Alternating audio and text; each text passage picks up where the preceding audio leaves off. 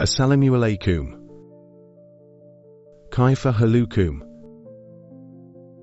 Bikaya. Alhamdulillah. Guidance is the main reason for a person's safety and well-being in this world and the hereafter.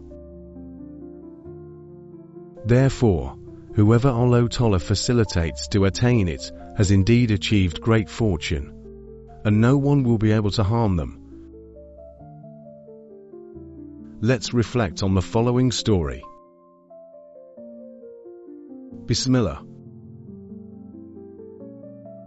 Once there was a scholar, and also an imam of a mosque, who lived on the outskirts of Amsterdam, Netherlands. The imam had a son who was 11 years old. Every week, after Friday prayers, the imam had a routine with his son. They would distribute Islamic pamphlets or books in the streets and busy areas. One of which was a book of dua titled At-Tariq ila Jannah. They distributed it around the area where they lived.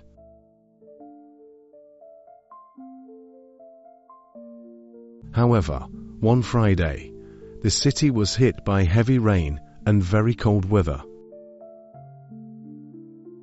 The cold made people very reluctant to leave their homes. Despite this, the boy had put on thick clothes and a raincoat to ward off the cold. Then said, "I'm ready, Abi." "Ready for what, son?" "Abi, isn't this the time for us to distribute the Path to Paradise book? The weather outside is very cold, especially with the heavy rain."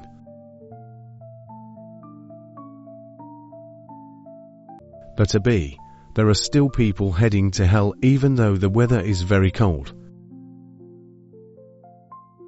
At this moment, Abi cannot bear the cold outside. "Abi, if you allow me, I would like to distribute this book."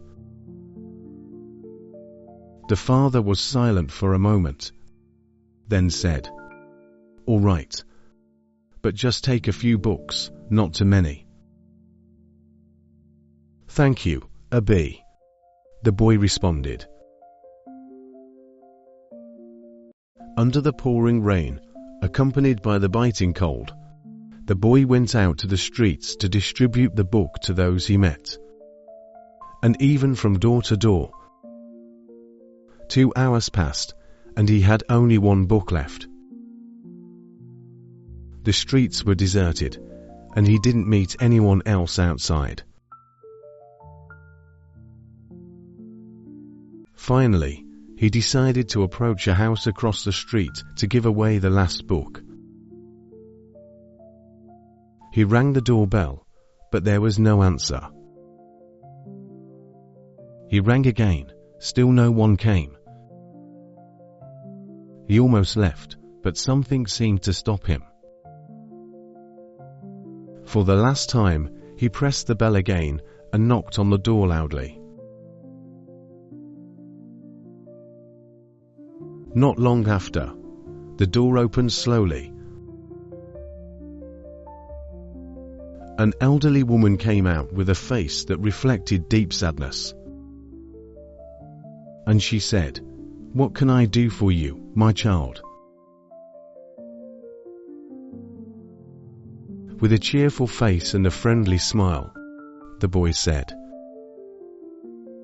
"Sayyidati, I apologize if I am bothering you.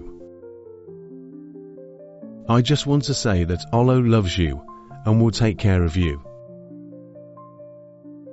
I have brought you this book of dua, which tells you how to get to know Allah, what humans should do, and how to gain His pleasure."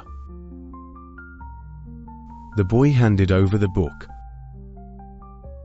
And before he left, the woman said, "Thank you, my child." A week passed. As usual, the Imam gave a sermon in the mosque. After the sermon, he invited the congregation to ask questions or share something.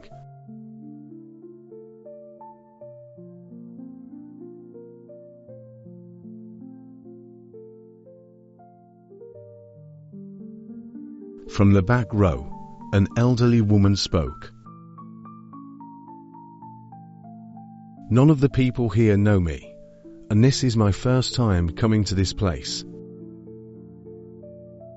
Before last Friday, I did not consider myself a Muslim and had no intention of becoming one. About a month ago, my husband passed away, and he was the only person I had in this world.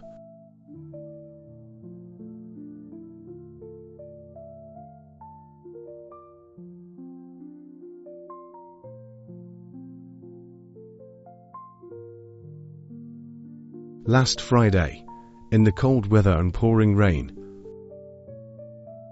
I was in despair, as I had no hope left in life.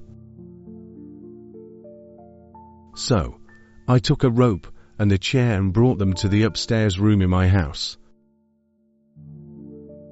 I tied one end of the rope to the ceiling beam, stood on the chair, and put the other end of the rope around my neck. I wanted to end my life because of my sadness. But suddenly, I heard the doorbell ring downstairs. I waited for a moment and didn't answer, thinking they'll probably leave soon. But the bell rang again, followed by louder knocking on the door. I hesitated. Who could possibly be coming? As far as I know, no one has any reason or care to visit me. So, I removed the rope from my neck and went downstairs to see who was knocking. When I opened the door, I saw a cheerful boy with a smile like an angel that I had never seen before. He said words that touched my heart. I just want to say that Allah loves you and will take care of you. Then, the boy handed me a book titled The Path to Paradise. After closing the door, I immediately read the book from my little angel until I finished it. After reading it, I put away the rope and chair because I no longer needed them. Now, look at me. I am very happy because I have come to know my true Lord. I purposely came to you based on the address listed in the book to thank you for sending me my little angel at just the right time, so that I was saved from the eternal fire of hell, and hopefully, this will lead me to eternal paradise.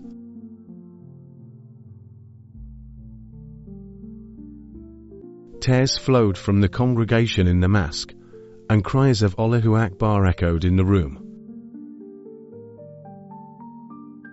Meanwhile, the Imam came down from the pulpit, went to where his little angel was sitting, embraced him tightly, and his tears flowed uncontrollably in front of the congregation. Truly touching, perhaps no father could be prouder of his child than that Imam was.